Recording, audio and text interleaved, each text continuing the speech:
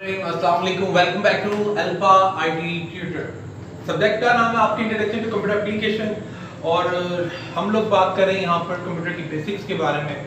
हम लोग पढ़ रहे हैं कंप्यूटर क्या होता है, कंप्यूटर के अंदर क्या क्या चीज़ें पाई जाती हैं, वो क्या होती हैं, उनकी सब टाइप्स क्या हैं, किस तरह से काम करती हैं। एनीवे अभी तक हम लोग पोर्ट्स तक मूव करके हैं। लास्ट टॉपिक में आपने पोर्ट के बारे में पढ़ा था कि जो इंटरफेस होता है जिसके जरिए कंप्यूटर में हम लोग डिफरेंट डिवाइसेस को कनेक्ट करते हैं, वो आपके पास पोर्ट्स कहलाती हैं, इंटरफेस भी कहलाती हैं। आज हमने इसी के साथ जुड़े एक और टॉपिक को डिस्कस करना है। ठीक है, टॉपिक का नाम है आपके बसेस। रोजमर्रा जिंदगी की अंदर से ही इसके नाम और एग्जांपल ली गई है। ठीक है, उस एग्जांपल में मूव करने से पहले थोड़ा सा मैं आपको यहाँ पे बसेस के बारे में पहले बताता चलूं कि बस जो होती है कंप्यूटर के अंदर कहता है आर द इलेक्ट्रिकल पाथ। ये इलेक्ट्रिकल पाथ है, बिजली के रास्ते हैं। 10 के गुजरने के, बिजली ऑन बिजली ऑफ, 10 ऑन ऑफ, बिजली के गुजरने के जो पाथ हैं, रास्ते हैं, उन्हें आप लोग क्या कहते हो? बसेस कहते हो। ये these are the electrical path. Path का वर्ड भी यूज करते हो और चैनल्स का, ठीक है, चैनल का वर्ड भी इसके लिए हम लोग क्या करते हैं? इस्तेमाल करते हैं। ये पाथ होते हैं, यहाँ क्या होते हैं? चैनल। कौन से वाले? इलेक्ट्रिकल। इसका मतलब क्या हुआ?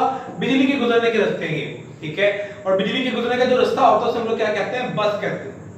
अब ये क्या बुला है, कहां से निकल रहा है? मामला ये है कि अगर आप लोगों ने कभी किसी बच्चे का खिलौना इलेक्ट्रिक जो आपके टॉयज होते हैं कभी तोड़ा हो, या घर में कोई रिमोट कंट्रोल आपसे टूट के गिरा हो या नहीं है, तो आज करके देख ही लो एक आधा, अम्मा जी से भी मार खा लेना। तो बाहर वो तोड़ेंगे तो उसके अंदर एक सर्किट बोर्ड निकलेगा, ग्रीन से कलर का होता है, एक साइड से ब्राउन होता है, ग्रीन होता है। और आप लोग अगर उसकी ऑपोजिट साइड पे देखेंगे, ब्राउन नहीं ग्रीन वाली साइड पे देखेंगे, आप उससे थोड़ा सा रिफ्लेक्ट करने की कोशिश करेंगे लाइट के ऑपोजिट खड़े होकर, तो आपको वहां पे लाइंस नजर आएंगी कुछ।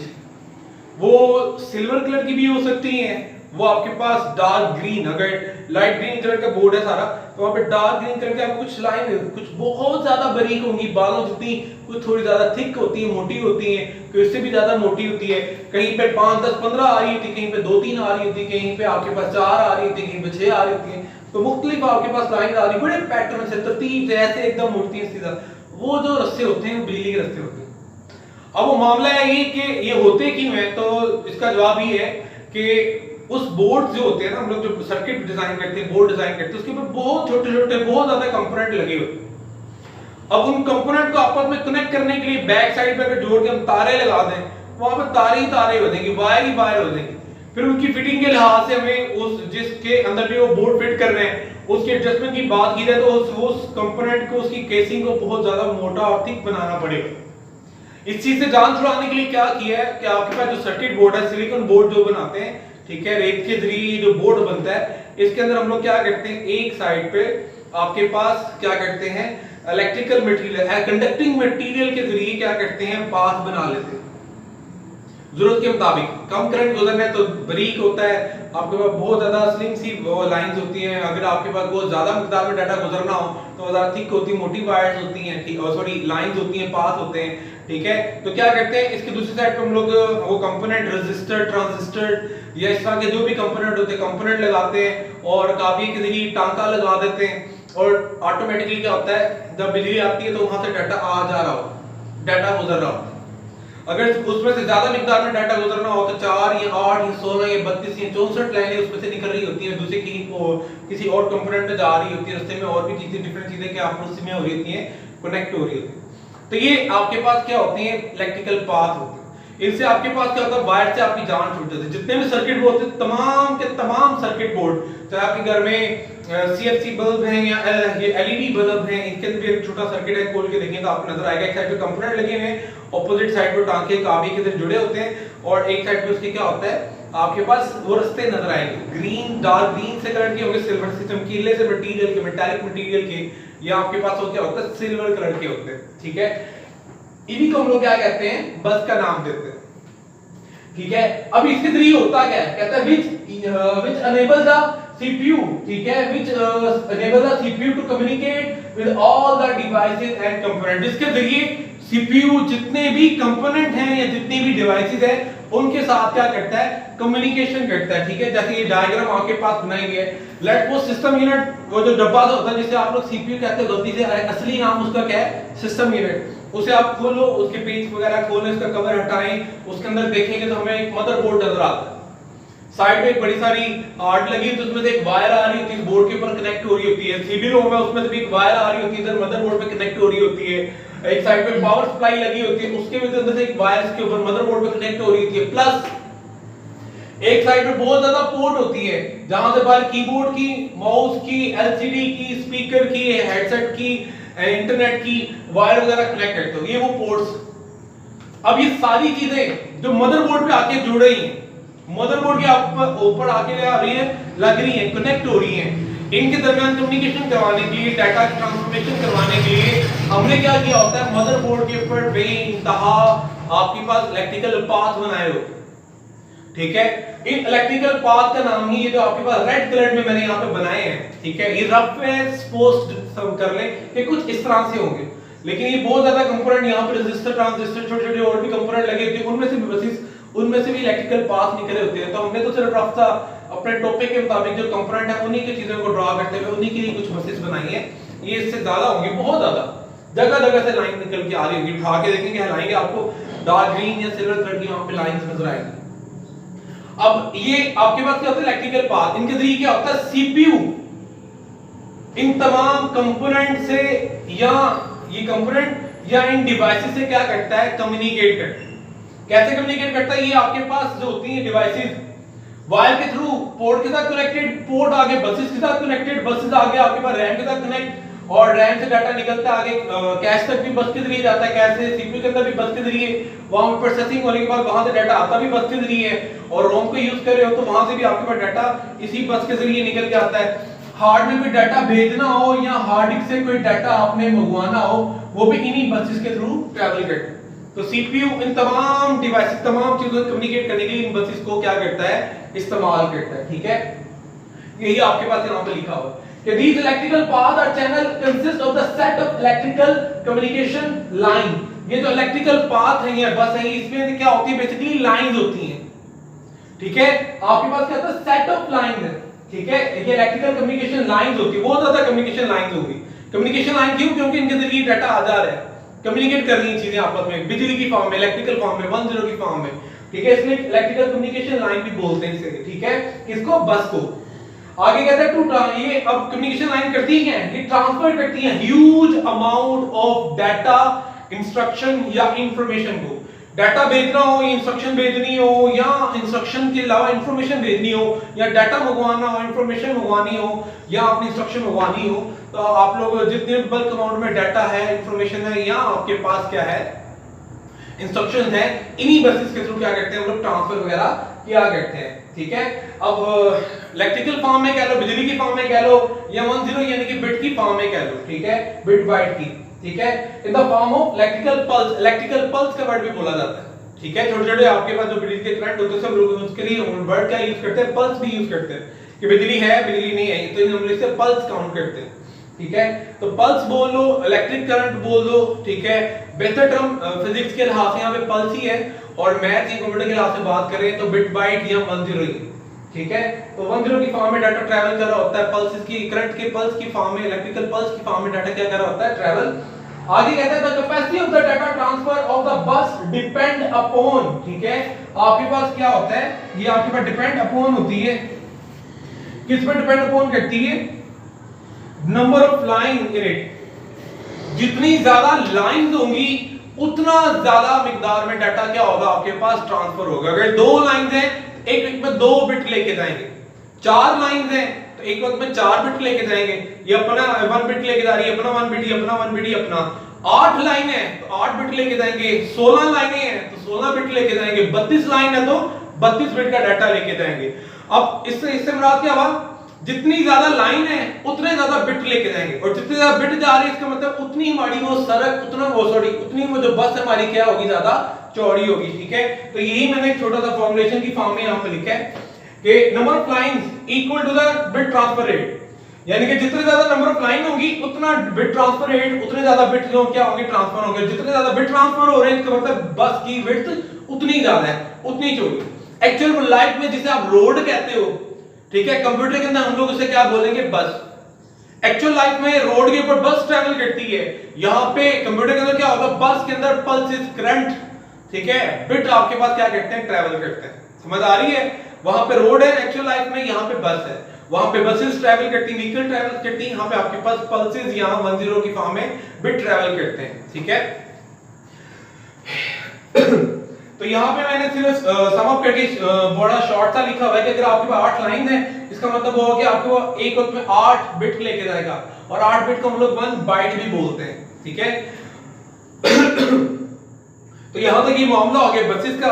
बेसिक इंफॉर्मेशन यही है, इलेक्ट्रिकल पाथ होते हैं, डाटा को यहां से वहां, इंफॉर्मेशन को यहां से वहां लेके जाते हैं, और सीपीयू सारी अपने डिवाइसेस और कंपोनेंट के साथ कम्युनिकेशन जो होता है इन्हीं लाइंस के जरिए इन्हीं पाथ के जरिए, इन्हीं चैनल के थ्रू करता है, ठीक है। और जितनी ज्यादा विड्थ होगी, जितनी ज्यादा चौड़ाई है, इसका मतलब उतने उसके अंदर उतने ही ज्यादा डाटा ट्रैवल हो रहा है। अगर डाटा ज्यादा ट्रैवल हो रहा है, 10 की फॉर्म में बिट ज्यादा ट्रैवल हो रही है, इट मीन वहां पे नंबर ऑफ लाइन भी आपके पास क्या है, ज्यादा।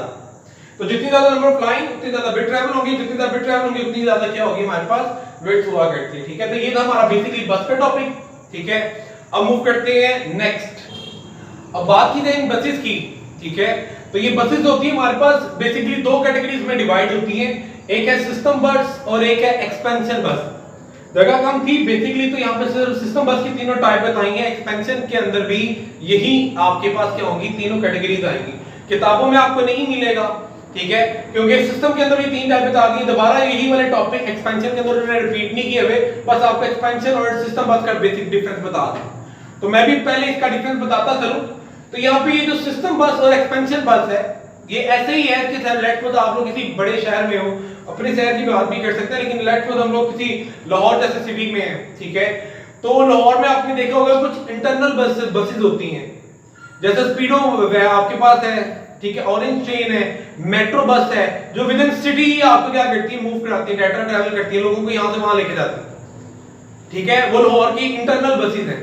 और कुछ वो बसेस हैं जो आपको आपकी सिटी से, गुजरांवाला से लाहौर लेके जा रही हैं, शुक्रा से लाहौर लेके जा रही हैं, आपको माशाल्लाह क्या नाम था, ननकाना नहीं, चले जो भी था। तो लाहौर के साथ जितनी भी सिटीज हैं, आपकी बाहर वाली सिटीज है, वहां से आपको क्या करनी है, लाहौर लेके आ रही है, लाहौर उतारेंगी, फिर वापस चली जाएंगी, वहां से फिर लेके आएंगी यहाँ पे, यहाँ से वहां। तो आपको इनको हम लोग क्या कहते हैं, एक्सटर्नल बसेस। इन्हीं टर्म्स को हमने कंप्यूटर में कुछ इस तरह से यूज किया। इंटरनल बसेस को हमने सिस्टम बस कहते हैं, एक्सटर्नल बसेस को हम लोग यहाँ पे एक्सपेंशन बस कहते हैं।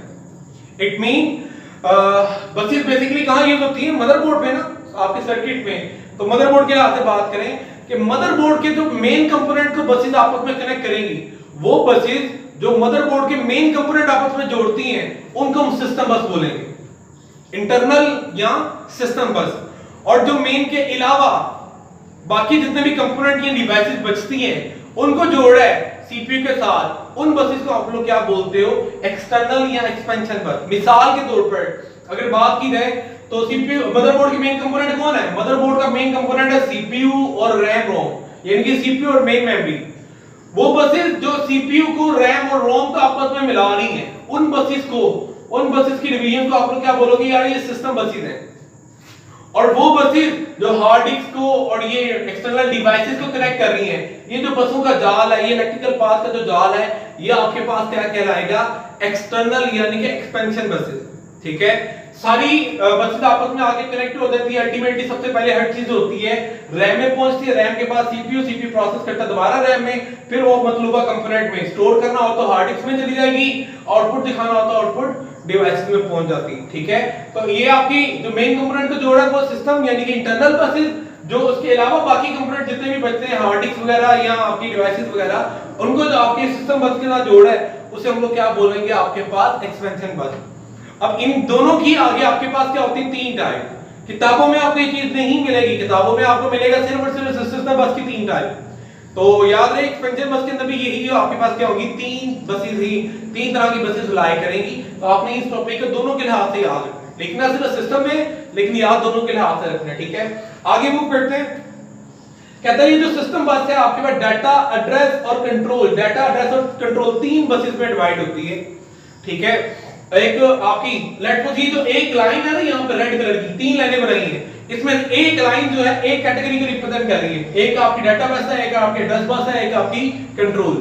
अब एक बस का मतलब एक लाइन नहीं है, हर एक बस की अपनी अपनी अलग लाइन होगी, ठीक है। हो सकती है डाटा बस जो है 8, 16 या 32 या 64 लाइनों पे कंसिस्ट करता हो, एड्रेस बस जो है 8, 16 या 32 या 64 लाइनों पे कंसिस्ट करता है। इस तरह कंट्रोल बस भी 8, 10, 32 या 2 या 4 या 8 या 16 या 32 या 64 आपके पास लाइनों पे क्या करता हो, कंसिस्ट करता हो, ठीक है। हर एक बस जो है अपने अपने डिफरेंट क्या करती है, लाइन के ऊपर डिपेंड करती है, आपके मॉडल, आपके हार्डवेयर, आपके पास पेंटियम सिस्टम है, आइटेरियम सिस्टम है, कोटी ड्यू है, i5 है, i3 है, i7 है, सिस्टम कौन सा है, उसमें तो बोर्ड का कौन सा मॉडल, ये चीजें सारी आपस में क्या होती है, डिपेंड। तो बहरहाल वाइंड अप करते हैं शॉर्टली, वापस आते हैं। अब जो लफ्ज है डाटा बस, कहता है डाटा बस आपके पास यूज होती है to transfer the data. Data को आपने लेट सपोज मैंने सीपीयू से डाटा रैम में भेजना है, तो मैं डाटा को किस पर रखूंगा, डाटा बस के अंदर लोड करूंगा। डाटा तो डाटा बस में आ गया, आखिर उस डाटा ने जाना किधर है, ठीक है, किस जगह पे जाना है, रैम में किस जगह पे जाके स्टोर होना है, या रैम से निकल के आगे हार्ड डिस्क में किस जगह पे जाके स्टोर होना है। उस एड्रेस को हम लोग किसके अंदर रख देते हैं, एड्रेस बस में, और ये पैरेलल ट्रैवल करते हैं। आपके पास डाटा बस के अंदर डाटा पड़ा होगा, एड्रेस बस में एड्रेस पड़ा होगा। अब इस डाटा को इस एड्रेस पे जाकर क्या करना है, रीड करना है, ओवरराइट करना है, ठीक है, वहां से डाटा रिट्रीव करना है, क्या करना है, वो कंट्रोल, वो कमांड जो होगी आपके पास कंट्रोल बस में, तीनों ये पैरेलल ट्रैवल करेंगे। हो सकता है डाटा आपके पास बहुत ज्यादा मिकदार में हो और एड्रेस छोटा सा और कंट्रोल भी छोटा सा हो, डजंट मैटर, लेकिन ट्रैवल क्या करेंगे, तीनों पैरेलल, ठीक है। डाटा, एड्रेस और कंट्रोल तीनों पैरेलल क्या होते हैं, अपनी अपनी बस के अंदर ट्रैवल करते जा रहे होते हैं। डाटा डाटा बस में जा रहा होता है, एड्रेस एड्रेस बस में जा रहा होता है, और कमांड जो होती है वो कंट्रोल बस में, ठीक है। लेकिन इसमें जो आगे समझने वाली आखिरी चीज है वो ये है कि डाटा जाता भी है, डाटा वापस भी आता है। मैं रैम में डाटा भेजा भी करता हूं, रैम से डाटा मंगवाता भी, मैं हार्ड डिस्क में डाटा भेजता भी हूं, हार्ड डिस्क से डाटा मंगवाता भी हूं। इट मीन जो डाटा बस होती है वो बाई डायरेक्शनल होती है, डाटा आता भी है, डाटा जाता भी है, रीड और राइट दोनों पर्पस के लिए होती है। लेकिन इसके क्रॉसपॉन्डिंग एड्रेस बस की बात की जाए, जो कि एड्रेस लेके जाती है, किसका एड्रेस लेके जाती है, डाटा का, जो भी डाटा बस में डाटा पड़ा होगा, ये आपको यूनिडायरेक्शनल होती है, ठीक है।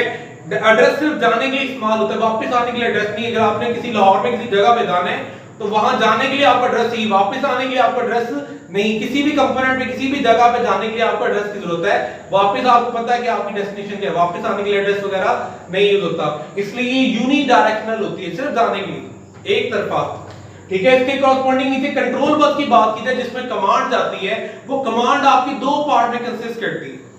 एक तो उस कमांड के अंदर ये भी लिखा होता है कि करना क्या है, रीड करना है, राइट करना है, अपेंड करना है, करना क्या है और कितने वक्त के लिए करना है। तो ये आपके पास कंट्रोल बस जो होती है कमांड पर मुश्तमिल होती है, और वो कमांड फर्दर दो पार्ट में डिवाइड है। एक पार्ट में कंट्रोल होता है कि करना क्या है, कमांड होती है, और दूसरे पार्ट में क्या होती है, टाइमिंग की इंफॉर्मेशन, ठीक है। जाके रीड करना है, जाके राइट करना है, और कितने वक्त के लिए करना है, ये ट्रैवल करते हुए जाते हैं। ये भी आपके पास किताबों में नहीं है, ये भी चीज नोट करनी देगा। ये आपके पास क्या होती है, बाई डायरेक्शनल होती है। कैसे पता चला ये बाई डायरेक्शनल है, क्योंकि इसका एक इंपॉर्टेंट पॉइंट है लास्ट में कि आपके पास जो कंट्रोल बस है, एक्नॉलेजमेंट इल्म में लेके आना, ठीक है। शॉर्ट में हम लोग इसे ACKS लिखते हैं, एक्नॉलेजमेंट की शॉर्ट फॉर्म को। एक्नॉलेजमेंट सिग्नल के लिए भी इस्तेमाल होती है। एक्नॉलेजमेंट सिग्नल क्या होता है, लेट मैं क्लास में एक बच्चे को, मुझे प्यास लगती है, गला खुश्क हो रहा है, मैं क्लास में एक बच्चे को जाता हूं, अच्छा यार तो ऐसा कर, उसे बोतल लेके आ, बोतल लेके आ, तो मैं बोतल पी लेता हूं, ठीक है। तो मैं ऐसे कहता हूं यार ये पैसे पकड़, उसे दे देगा तो मुझे बता देना। वो बच्चा जाता है, ठीक है, उसे पैसे देता है, रिटर्न में आपको आके क्या करता है, एक्नॉलेज में लेके आता है, सर मैंने दे दिए, सर वो मिला कि नहीं मिला। वो जो रिटर्न आके बताता है कि हाँ ये काम हो गया है कि नहीं हुआ, ठीक है, इसे हम लोग क्या कहते हैं, एक्नॉलेजमेंट। कि रैम में डाटा रीड करने के लिए भेजा, डाटा रीड करके आ गए, तो वहां से रीड करके आया, वहां से एक सिग्नल जनरेट होगा, बैक सिग्नल। वो बैक सिग्नल आके क्या करता है, सीपीयू को इन्फॉर्म करता है कि हाँ भी ये काम कर दिया जो करने को कहा गया था। उस बैक सिग्नल को क्या बोलते हैं, एक्नॉलेजमेंट सिग्नल, और शॉर्ट में क्या कहते हैं, ACK। तो सिग्नल जाता भी है, कमांड जाती भी है, वापस भी आ रही है। इसका मतलब है यहाँ पे भी कंट्रोल बस के अंदर भी आपके पास जो आपकी कंट्रोल बस भी क्या होती है, आपके पास बाई डायरेक्शनल होती है, ठीक है। तो ये आपकी सबसे इंपॉर्टेंट मेन कंपोनेंट है, आपको यही पढ़ना था। आगे आ जाता है एक्सपेंशन बस, जो कि आपकी एक्सटर्नल बस पे होती है, जो कि आपके बाकी रिमेनिंग जितने कंपोनेंट होते हैं उसको सिस्टम यूनिट के अंदर सीपीयू के साथ जोड़ती है, ठीक है। इसके अंदर आपके पास 4-5 कैटेगरीज आ जाती हैं, ठीक है। तो हमारी जो एक्सपेंशन बस है, एक्सपेंशन बस के अंदर आपके पास जो होती है, बस इतना ही आपको याद रखना है बेसिकली कि एक्सपेंशन बस भी होती है, वो भी 3 पार्ट में कंसिस्ट करेगी। एक्सपेंशन बस के अंदर भी एक डाटा, एक एड्रेस और एक कंट्रोल बस हुआ करती है, ठीक है। और ये भी सारा कांसेप्ट वही है, बस ये आपके पास कांसेप्ट यहाँ पे क्या है कि आपके एक्सटर्नल कंपोनेंट, रिमेनिंग कंपोनेंट जो होते हैं और जितनी भी डिवाइसेस होती हैं उनको सीपीयू के साथ लाके क्या करती है, कनेक्ट करवाती है। अब एक्सपेंशन बस के अंदर कुछ आपके किताबों में बैचलर लेवल पे आगे कुछ टाइप आ जाती हैं, जैसे पीसीआई आपके पास एक आ जाती है बस, एक पीसीआई ई आपके पास बस आ जाती है, एक यूएसबी बस आ जाती है, जीपी आ जाती है, फायरवायर आ जाती है, एएसआई। तो डिफरेंट पोर्ट के लिए क्या होता है, डिफरेंट किस्म की आपके पास क्या होती है बसेस। लेट्स सपोज इसमें से एक यूएसबी पोर्ट है, यूनिवर्सल सीरियल बस पोर्ट। उस बस यूएसबी पोर्ट के साथ जो बस कनेक्टेड होगी उस बस को हम लोग क्या कहते हैं, यूएसबी, यूनिवर्सल सीरियल बस। तो आप लोगों के हाथ में जो डिवाइस होती है जिसपे डाटा स्टोर करते हैं, जैसे फ्लैश ड्राइव कहते हैं, उसका गलती से नाम यूएसबी नहीं होता, काइंडली उसका नाम यूएसबी नहीं होता। यूएसबी का मतलब होता है यूनिवर्सल सीरियल बस। तो वो बस का नाम, वो बस जिस पोर्ट से कनेक्ट होती है उस पोर्ट का नाम क्या है, USB port, universal serial bus port. और उस पोर्ट पे जो डिवाइस, जो ड्राइव आपके पास कनेक्ट होती है उसे यूएसबी डिवाइस या यूएसबी ड्राइव बोलते हैं, या शॉर्ट में से फ्लैश ड्राइव या पिन ड्राइव भी कहते हैं। तो यूएसबी नाम नहीं है, यूएसबी ड्राइव नाम है। यूएसबी डिवाइस जो आपके पास होती है वो जहां कनेक्ट होती है वो यूएसबी पोर्ट है, उसके अंदर जो बसेस निकलती है बोर्ड के उसे यूएसबी कहते हैं, ठीक है। इसी तरह फायरवायर पोर्ट जो है, जो एप्पल वालों ने बनाई थी, जैसे लास्ट लेक्चर में हम डिस्कस किया था, उस पोर्ट के साथ जो पर्टिकुलरली बसेस बनी हुई है, ठीक है, जो सीपीयू तक उसका डाटा पहुंचाती हैं, उस आप लोग क्या कहते हो, बसेस को फायरवायर बस का नाम देते हैं, ठीक है। इसी तरह आपके पास पीसीआई स्लॉट्स होती हैं। यहाँ पे आपके पास क्या होता है, एक्सटेंशन आपके पास स्लॉट बनी होती है। अगर आप लोगों ने कभी मदरबोर्ड को देखा हो तो आपके पास यहाँ 2 से 3 आपके पास स्लॉट ऐसी होती हैं जहां पे फर्दर मजीद एक्सपेंशन स्लॉट भी से बोलते हैं, पीसीआई स्लॉट भी बोलते हैं, एक्सपेंशन स्लॉट भी बोलते हैं। मजीद आप लोग बाजार से ग्राफिक कार्ड लेके या साउंड कार्ड लेकर या आप लोग नेटवर्किंग कार्ड लेकर लगा सकते हो। उसके साथ जो बसेस निकलती है उसे पीसीआई बसेस का नाम देते हैं, ठीक है। तो बस इनके अंदर यही आप लोगों ने नाम और इनकी वर्किंग को याद रखना है। टेक्निकल टर्म और कोई भी नहीं है, टेक्निकल जो चीजें थी आप सारी यहाँ पे डिस्कस कर दी हैं। यहां तक आपका चैप्टर खत्म होता है, ठीक है। सिर्फ एक चीज रह जाती है कि बे आपके पास क्या होते हैं। अगर आपने कभी वर्टिकल टावर सिस्टम देखा, उसे खोला हो, तो वो जगह जहां पे आपकी हार्ड डिस्क पड़ी होती है, बाइट से आपके पास सीडी रोम वगैरह रखते हो, बाइट से सीडी रोम नजर आता है, या डीवीडी रोम रखते हो, बाइट से नजर आता है, वो जो जगह होती है उनको बे बोलते हैं, ठीक है। आपके पास या आपके पास डेस्कटॉप हो, उसे खोला हो तो जहां पे हार्ड डिस्क को एडजस्ट किया हुआ है, सीडी रोम लगा हुआ है, वो जो जगह होती है उसे हम लोग क्या बोलते हैं, बेस। ये आपके पास बस इससे अगला टॉपिक, यहाँ पे आगे आपके टॉपिक खत्म हो जाते हैं। और एक छोटा सा कंसेप्चुअल क्वेश्चन, जितना कुछ भी आपने इस चैप्टर में पढ़ा है उससे मिलाकर आपके पास वो पेश करता है कि factor affecting the computer speed. आखिर वो कौन से फैक्टर हैं जो कंप्यूटर की स्पीड को अफेक्ट करते हैं, स्पीड को बढ़ाते या कम करते हैं। तो याद रखो, इसमें 5 चीजें आपके पास आ जाती हैं, ठीक है। यहाँ पे आपके चैप्टर टोटली वाइंड अप हो जाता है। इस कांसेप्ट को, ये कंसेप्चुअल क्वेश्चन है, बेसिकली आपके सब्जेक्ट का क्वेश्चन ही है, सिर्फ और सिर्फ टेक्निकल क्वेश्चन है। जैसे आपको बताया था फास्टेस्ट मेमोरी क्या है और वो कौन सी मेमोरी फास्ट होती है और किस स्पीड आपके पास क्या होती है, प्रोसेसिंग स्पीड बढ़ती है। इसी तरह तो 5 कंपोनेंट कौन से हैं आपके पास। सबसे पहले चीज आ जाती है सीपीयू। आपके कंप्यूटर के अंदर जितना ज्यादा प्रोसेसिंग पावर वाला सीपीयू लगा है उतनी ज्यादा स्पीड होने के चांसेस हैं। उतनी ज्यादा स्पीड है नहीं, चांसेस हैं, क्योंकि हर चीज का कंपैटिबल होना, एक जैसा होना जरूरी है। ऐसा आप लोग ये जवान लड़के और आपकी किसी बुढ़ी माई के साथ शादी कर दी है, ठीक है, वो फीमेल आप मेल है, मतलब ये कंपैटिबिलिटी नहीं होती। कंपैटिबिलिटी कैसे ही मेल में कि अगर आप लेटेस्ट हार्डवेयर यूज करें उसके मुताबिक आपके पास क्या होना चाहिए, सॉफ्टवेयर भी लेटेस्ट होना चाहिए। अब लेटेस्ट हार्डवेयर के अंदर आ जाओ तो अगर आपके पास सबसे लेटेस्ट सीपीयू लगा हुआ है तो उसकी रिक्वायरमेंट के मुताबिक जितनी कम से कम रैम बनती है उतनी रैम भी होनी चाहिए। अगर वो up to 16 GB RAM support करता है तो आपके सिस्टम में कम से कम 16 जीबी रैम भी हो, तो ये कंपैटिबिलिटी होती है। नहीं कि आपके पास सीपीयू हाई स्पीड लगा हुआ है, सीपीयू आपके पास क्या हाई स्पीड लगा हुआ है, लेकिन रैम आपके पास सिर्फ 2 GB की लगी है, कंपैटिबिलिटी दे रहा है बट टिकटॉक ब्रेक। अच्छा, तो हम लोग बात कर रहे थे आपके पास कितनी फैक्टर ऑफ फैक्टिंग की, कि जितनी ज्यादा आपका हार्डवेयर लेटेस्ट है उसके मुताबिक उसकी बाकी चीजें भी क्या होंगी कंपैटिबल। अब वो कितनी चीजें हैं जिनकी कंपैटिबिलिटी देखी जाती है, तो बेसिकली मैंने कहा आपके पास जिक्र किए 5। एक आ गया सीपीयू, कि सीपीयू भी आपके पास हाई स्पीड, लेट्स सपोज आपके पास i7 और 5th जनरेशन, लेट्स सपोज वैसे तो आपके पास अप टू 7 बल्कि अप टू आगे वाले की जनरेशन आ चुकी है, लेकिन अगर आपके पास i7 5th जनरेशन का है तो उसके मुताबिक कंपैटिबल आपके पास रैम भी आपका 8 से 16 GB तक की होनी चाहिए, ठीक है। अब आपके पास सीपीयू भी बढ़ गया, रैम भी उसके मुताबिक बढ़नी चाहिए, प्लस उतनी ही आपके रजिस्टर की कैपेसिटी भी इंक्रीज होनी चाहिए, उसी के मुताबिक आपके कैश मेमोरी की कैपेसिटी भी क्या होनी चाहिए, इंक्रीज होनी चाहिए। सीपीयू के अंदर रजिस्टर, कैश, रैम आ गया, एक ओवरऑल सीपीयू का हम यूज करते हैं, फिर उसके अंदर पर्टिकुलरली रजिस्टर 2 हो गया, कैश 3 हो गया, रैम 4 हो गया, 5वीं और आखिरी इंपॉर्टेंट चीज आ जाती है बसेस, ठीक है। तो ये पांचों चीजें कंपैटिबल होंगी तो आपकी कंप्यूटर की स्पीड बढ़ती है। ऐसा नहीं जिस तरह आप लोग मुंह उठा के कहते हैं यार कंप्यूटर की स्पीड स्लो हो गई है, आजा 2 GB की रैम को आइए तो कंप्यूटर की स्पीड बढ़ जाएगी, कोई नहीं बढ़ती। आप लोगों ने कोटीडी लगाया और आपके पास 1.7 गीगाहर्ट्ज का प्रोसेसर हो, आप पकड़ के वहां पे 4 के 8 GB रैम भी कर दोगे, कंप्यूटर की स्पीड बढ़ेगी नहीं, उल्टा स्लो जरूर हो सकती है, आपके पास की स्पीड में इफेक्ट जरूर आ सकता है। उससे फर्क क्या पड़ता है कि रैम के अंदर डाटा बहुत ज्यादा मिकदार में आ जाएगा, रैम बहुत बड़ी लगा दी ना आपके, तो डाटा बहुत ज्यादा मिकदार में आ जाएगा, लेकिन उसे प्रोसेस करने, उसे डाटा को आगे लेके जाने वाली बस भी क्या होगी, छोटी। कैश मेमोरी भी क्या होगी, 2 MB की या 4 MB की, ठीक है। रजिस्टर्स में क्या होंगे, केबीज में होगी कुछ, और ओवरऑल कंप्यूटर सीपीयू की आपके पास स्पीड भी क्या होगी, दिलकर 1.7 गीगाहर्ट्ज।